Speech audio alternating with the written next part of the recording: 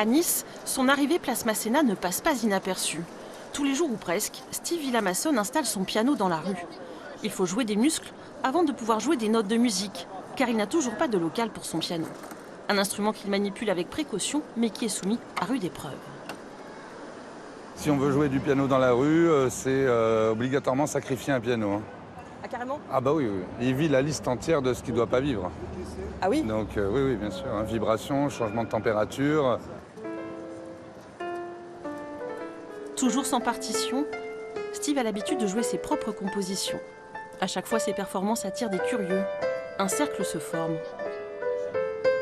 L'artiste est payé en applaudissements et avec les dons des spectateurs, quelques euros les mauvais jours, près d'une centaine quand le public est généreux.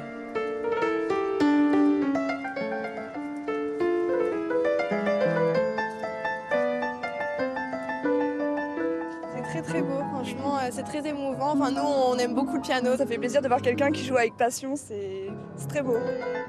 Il a commencé à jouer dans la rue par hasard, il y a 20 ans, lorsqu'un pianiste s'était installé dehors, près du restaurant où il travaillait. Lui qui rêvait d'être concertiste ne s'est plus arrêté. Il aime la liberté de ses concerts improvisés. Quand la rue devient sa propre scène, avec le temps, il a appris à rester concentré dans sa bulle. Il y a un univers sonore à dompter pour obtenir ce qu'on cherche. Donc il faut plus apprendre à le dompter qu'à s'en plaindre, parce qu'au final, la rue n'est pas plus à moi qu'à ceux qui font du bruit. Donc moi, j'essaye d'y imposer quelque chose. Ceux à qui ça plaît se rapprochent. Voilà, c'est totalement free. Il faut l'intégrer. Et là, ça devient un bonheur, parce qu'au final, toutes ces choses-là, ça devient la normalité. Voilà.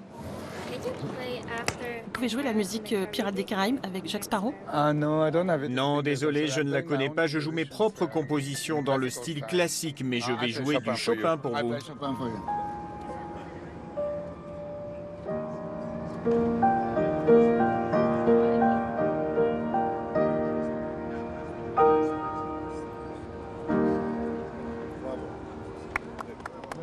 De belles rencontres, mais Steve Vilamassone aime surtout composer seul, chez lui, sur son piano à queue. Il interprète les baroquiennes, des variations qu'il a écrites, où il laisse libre cours à son imagination, s'invente des histoires féeriques.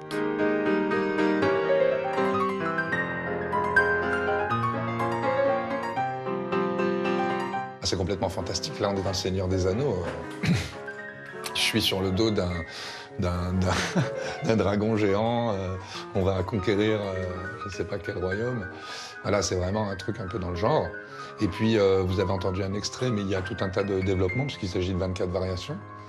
Et il y en a d'autres qui sont voilà, plus intimistes et des voyages différents. La passion du piano a commencé à l'âge de 5 ans, puis il a continué au Conservatoire de Nice en candidat libre, sans jamais cesser de composer.